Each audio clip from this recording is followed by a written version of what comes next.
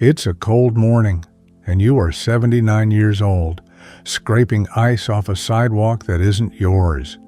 A young man passing by feels sorry for you and folds a $5 bill into your glove. You take it. You thank him.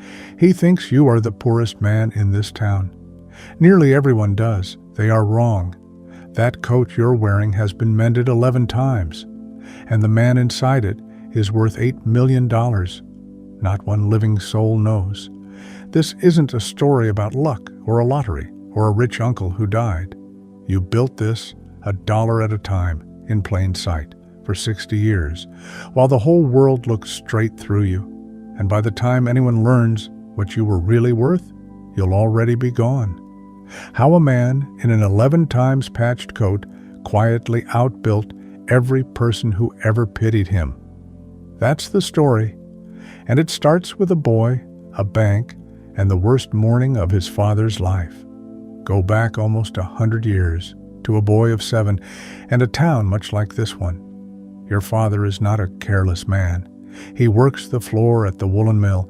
He saves what little is left at the end of each week, and every Friday he walks his wages to the savings bank on Main Street and watches the teller ink the new number into his little book.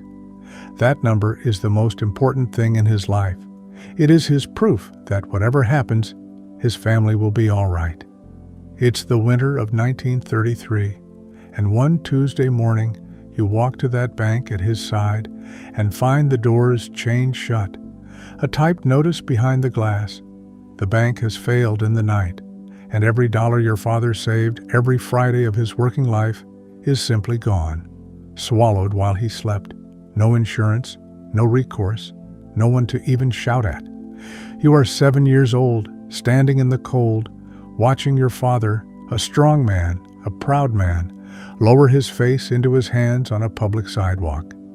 He never quite stands up straight again.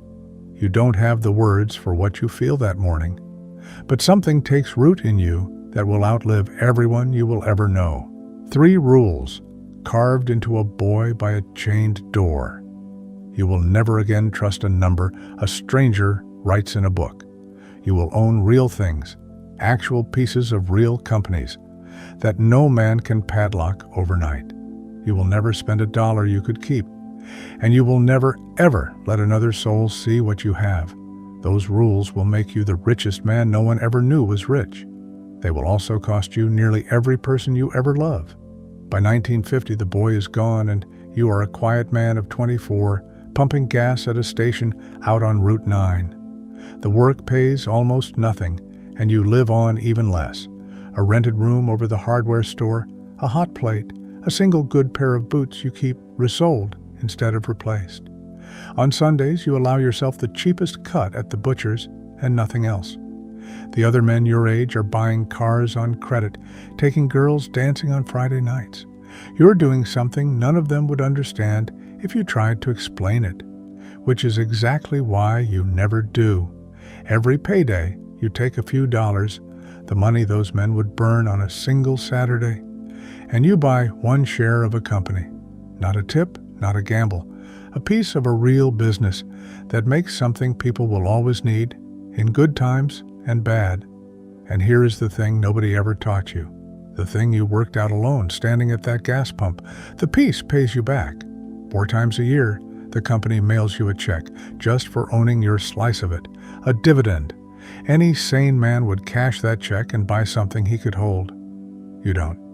You take every dividend and you buy another slice, which pays you a little more next time, which buys another slice.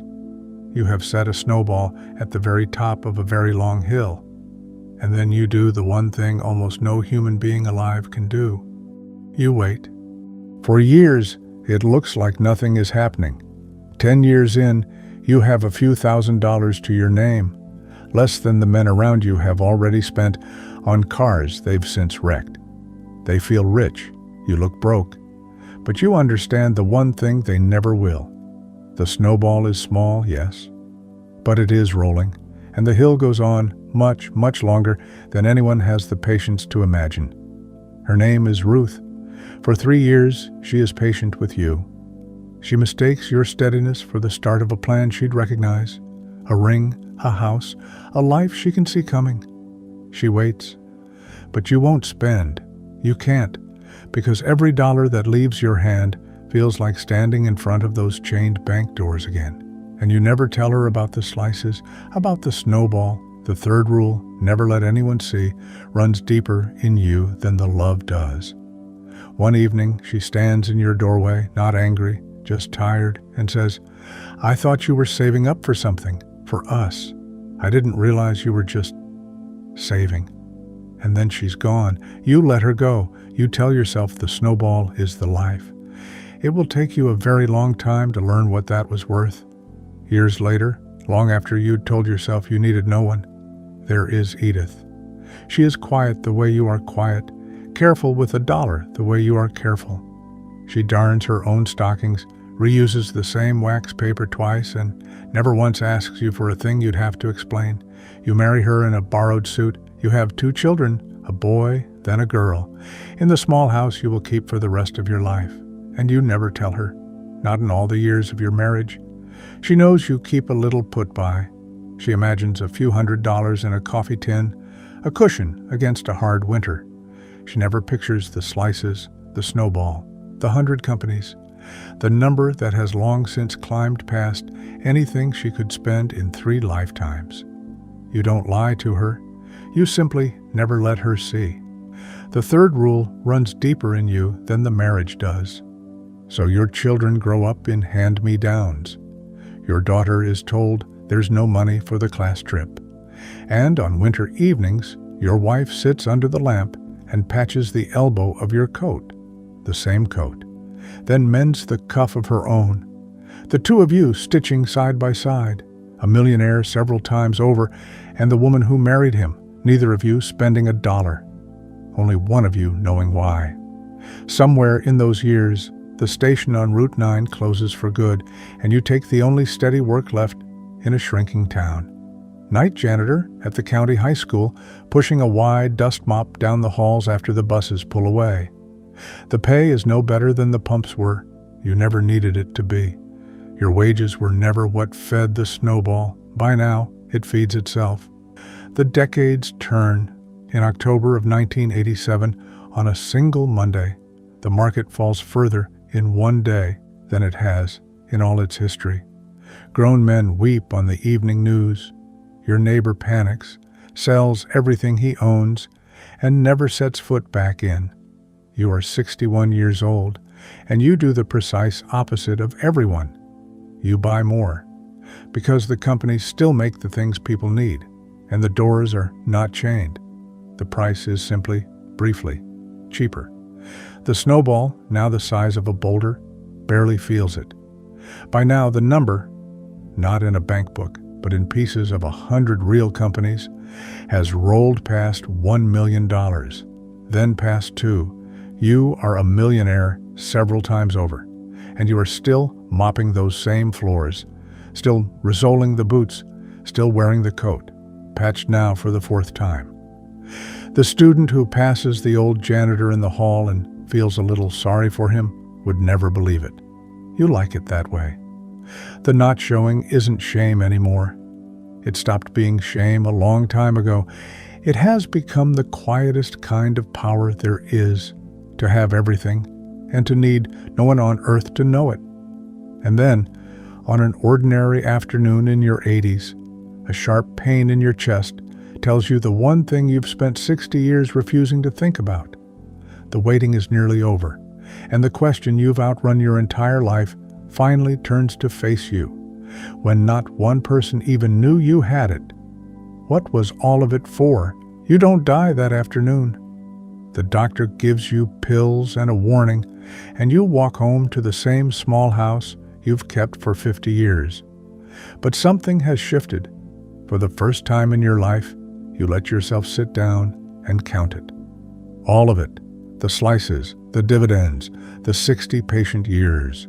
$8 million, more than the bank that ruined your father ever held in its vault the morning the doors closed.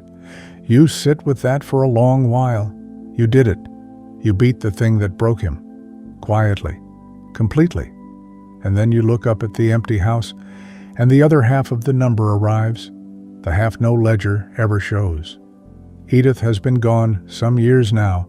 She died in the same thrift she lived in every day at your side, patching, saving, going without.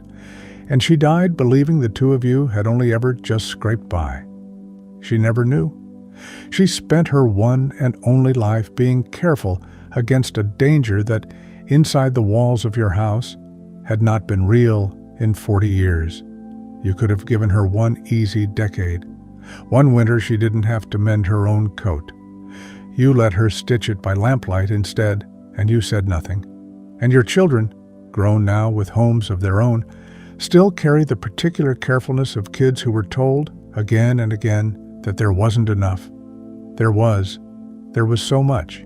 They simply never saw it, because you never let them. So you sit down and do the last arithmetic of a life that has only one direction left to go. You write a will. To your son and your daughter, you leave enough to undo every lean year you ever put them through. Enough that their own children will never once be told there's no money for the trip. It is the first thing you have ever given openly, and you will not be alive to watch their faces when they learn what their frugal father was quietly sitting on the whole time. And the rest, the great bulk of it, millions no living soul ever suspected. You leave to the two places in this town that, unlike that bank, never once turned a frightened person away. The little library, the hospital up on the hill. Then, one winter night, in your sleep, at 88 years old, you go. The obituary runs 4 lines. They bury the poorest man in the county, and then the will is read in a room holding your son, your daughter, and a town that pitied you, and a lawyer says a number out loud, and the room goes silent. The particular silence of people discovering that everything they believed about a man was wrong. Your own children learning it in the same breath as strangers. The man in the safety-pinned coat. $8 million. The library will carry your name now, in carved stone over the door, though almost no one walking under it will ever know the boy, the chained bank, and the 60 years of waiting that put it there. You didn't choose the patient path. You were the patient path. It is the slowest road to wealth there is, and the only one almost anyone could walk. No talent, no genius, no lucky break. Only the willingness to wait longer than every other person can stand to. It will make you richer than everyone who ever laughed at your coat. And in exchange, it asks that you show no one, not the woman mending her coat across the table from you, not the children who believe you when you say, there isn't enough. It asks you to guard everyone in your house against a danger that passed decades ago, and to let them pay for that fear in small daily ways every year of their lives. That is not a flaw in the path. That is the path. Most people simply cannot wait. They need the car now, the house now, the proof now, and they let the people they love watch them want it. You chose to be invisible instead, and learned far too late that the eyes you hid from were the only ones that ever mattered. So, before you go, the only question that counts, if you knew the snowball would grow into $8 million, but that your wife would die never once knowing she was safe, and your children would grow up certain they were poor, would you still keep the secret? Would you still refuse to spend a single dime? There are 11 other paths to the life you're imagining. Some are louder than this one, some are faster. Not one of them is sure. The next one begins the moment you click it.